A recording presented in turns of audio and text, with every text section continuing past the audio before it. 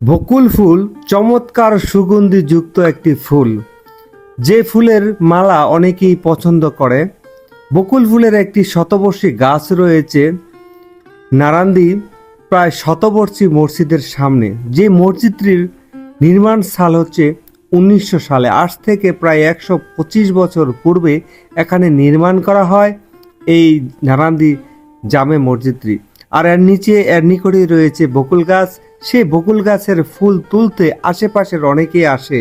ঠিক তেমনি ভাবে আমার মেয়ে হুমায়রা ইসলাম ব্যাপারী এবং ফাইজা ইসলাম ব্যাপারীও বকুল ফুলের সন্ধানে চলে এসেছে। তারাও মনের আনন্দে সেখান থেকে বকুল ফুল সংগ্রহ করছে, মালা বানানোর চিন্তা করছে, সেই মালা গলায় দেওয়ার জন্য চেষ্টা করবে এবং এই ফুলগুলি কুড়িয়ে বাড়িতে নেওয়ার চেষ্টা করছে।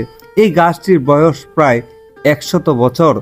এর আশেপাশে বর্তমানে যেই নদী রয়েছে পুরাতন ব্রহ্মপুত্র নদী, সেই নদীর নিকটে কি সুন্দর নির্মাণ করা হয়েছে যাতে নদী থেকে এই মসজিদটিকে রক্ষা করা যায় এবং বাজারটিকে রক্ষা করা যায়। সেজন্য নদীর পার বাধাই করা হয়েছে সরকারিভাবে।